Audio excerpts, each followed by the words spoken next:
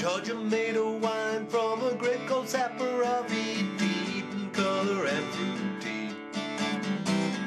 Maybe someday soon it'll be grown by Mondavi or even at the DRC. Get back, get back, get back and drink those Georgian. Hi there, Simon Woods from simonwoods.com here. Georgia. Georgian wine. I have to confess that my knowledge of Georgian wine is close to zero, but I've been sent 4 wines here by the Georgian Wine Society, and I'll just set into them. Apparently, the word wine derives from a Georgian word, and I've got a bit of a blurb from this company saying that there are over 500 grape varieties that are grown in Georgia, which makes it the most diverse country in the world. I thought Italy had quite a few more than that, but never mind. First one we've got is from a grape variety I have never heard of. Solicori, Teliana Valley, I think that's the winery, might be the place. Teliani Valley, 2005, Solicori, dry white, 12% alcohol. Well, it's 4 years old now, and it doesn't show any signs of tiring. So what it does show, I get a bit of what I call nutty sulphur action going on here.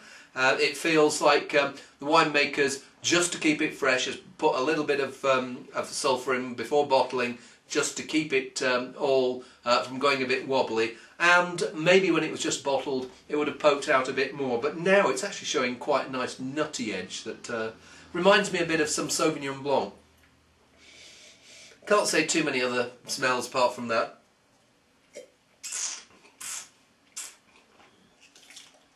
Yeah, what I call CFDN, crisp, fresh, dry, neutral.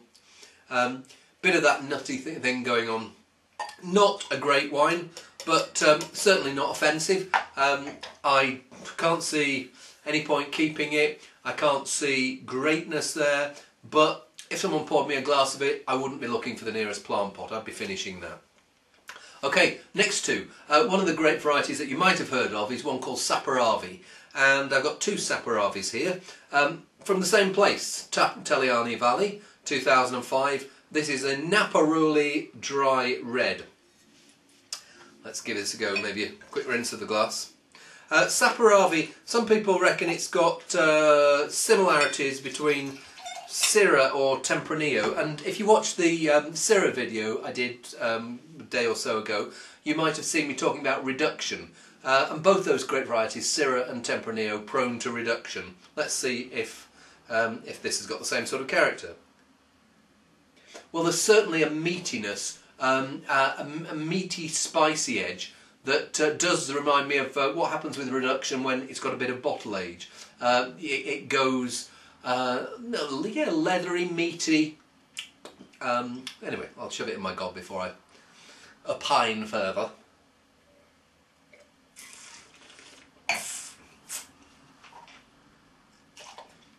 And I do get a very Syrah-like character there, like smoky, plummy, fleshy freshness. Maybe a touch short, and there's something like a slightly burnt character, almost as if yeah, there'd been a little bit of fire in the vineyard. There's definitely a charred character there, which isn't unpleasant, but it does tend to take over the finish. Finish is quite dry. Quite acidic. I'm not sure again that this wine is going anywhere. I'd like to maybe like to have seen it a couple of years earlier when the fruit was a tad more bouncy. It's okay. It's okay. Now this is one wine I have seen before. It's Orovela. That's the name of the winery. Saperavi, 2004 vintage. UK people might have seen it in Waitrose. It was about 17 quid. Oh, it's one of those ridiculously bodybuilder bottles. A friend of mine, Tim Atkin, who writes about wine for The Observer, he's boycotting any wine that comes in a heavy bottle now. Won't write about them. And in these days when we're all supposed to be more planet friendly, there's no reason. I mean, they're what I call show-off bottles. There are less polite terms for them, but it's like mine's bigger than yours. but the wine actually smells pretty nice. The smell reminds me of, I got that Syrah and edge in the first one. This one reminds me more of something like Portuguese, a bit like the wines of Bairrada, where they use a grape called Baga. Baga by name, Baga by nature. And it's got very similar peppery plum edges here. Peppery and plum, those are the notes that you sometimes see with Syrah, so there's a thread here.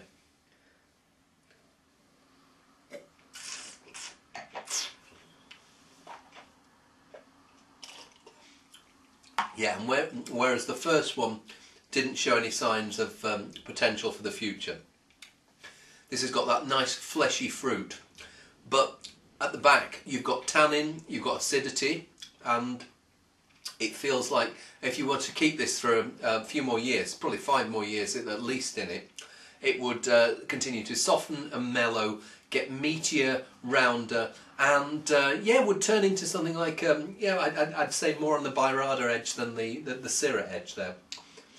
But nice wine. Shame about the bottle.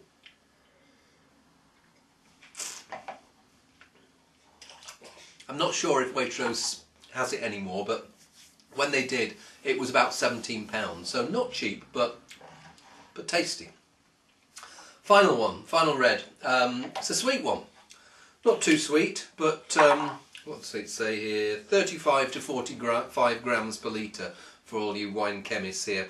It's the Marani Kvanchkara 2005, made from Alexandrouli and Mujaratuli.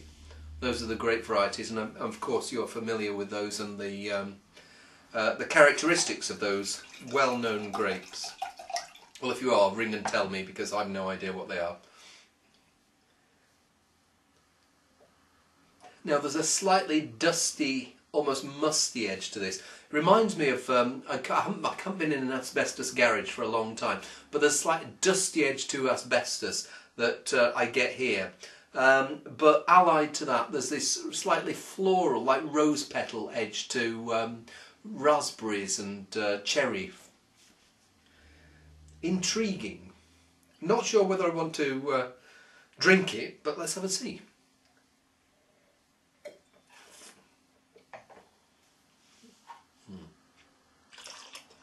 Actually, I can imagine drinking that, because it's that fruit that dominates in the mouth. It's a really gentle, soft cherry, raspberry, maybe a bit of plum, and that asbestos edge, maybe a bit metallic. That's just there in the background, and it actually adds a nice edge to counterbalance this floral sweetness. It reminds me of there are some weird Italian wines. There's one called Berbet from Piemonte. It reminds me a bit of that. Certainly not the sort of wine that you bring out with a pudding, but very much hard cheese or blue cheese friendly. I mean, it's an intriguing selection, this. I mean, I think that I'm not sure about the two Teliani Valley wines, but the Orvela, pretty classy wine, and this I find very intriguing. It's the sort of wine I'd want to open a bottle of with quite a lot of people. I wouldn't want more than a smallish glass of it, but certainly something novel and intriguing. Don't know if we're going to hear too much about Georgian wine in the future, but on the strength of these, certainly the Saperavi grape has something to say for itself, and be good to see if we hear more from it. Thanks a lot, see you soon.